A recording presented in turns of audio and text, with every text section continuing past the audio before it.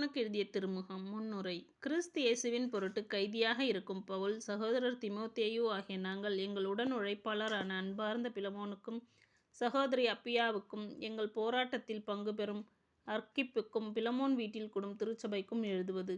நம் தந்தையாகிய கடவுளிடமிருந்தும் ஆண்டவராகிய இயேசு கிறிஸ்துவிடமிருந்தும் உங்களுக்கு அருளும் அமைதியும் உரித்தாகுக. பிலமோனின் அன்பும் நம்பிக்கையும்.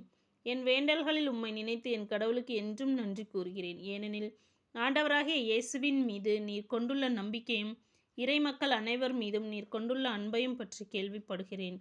கிறிஸ்துவோடு நாம் கொண்டிருக்கும் உறவால் நமக்குண்டான எல்லா நன்மைகளை பற்றியும் நீர் அறிந்துணர்வீர். இதனால் நாம் கொண்டுள்ள நம்பிக்கையின் அடிப்படையில் நம்மிடையே இருக்கும் நட்புறவு செயல் வடிவம் பெற வேண்டுகிறேன். அன்பை குறித்து நான் பெரும் மகிழ்வும் ஆறுதலும் கொள்கிறேன். ஆம் சகோதரரே, உம்மால் இறைமக்களின் உள்ளம் புத்துயிர் பெற்றுள்ளது.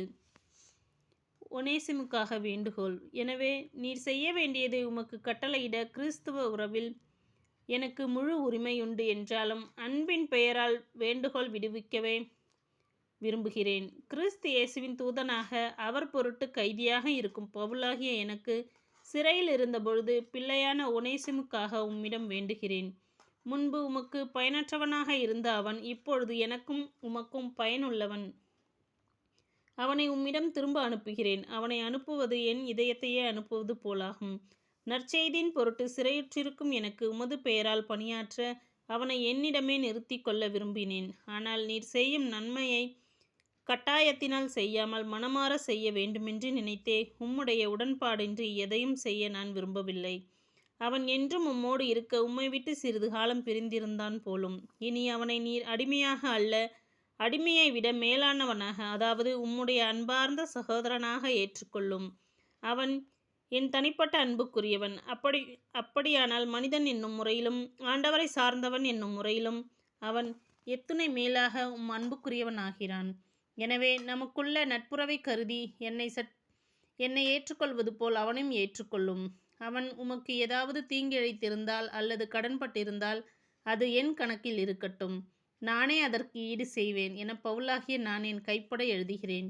நீர் உம்மையே எனக்கு கடனாக செலுத்த வேண்டுமென நான் உமக்கு சொல்ல வேண்டியதில்லை. ஆம் சகோதரரே, ஆண்டவர் பொருட்டு எனக்கு இந்த உதவியை செய்யும். கிறிஸ்துவின் பெயரால் என் உள்ளம் புத்துயிர் பெற செய்யும். என் சொல்லுக்கு நீர் இணங்குவீர் என்னும் நம்பிக்கையோடு இதை எழுதுகிறேன். நான் கேட்பதற்கு மேலாகவே நீர் செய்வீர் என்பது எனக்கு தெரியும். முடிவுரை.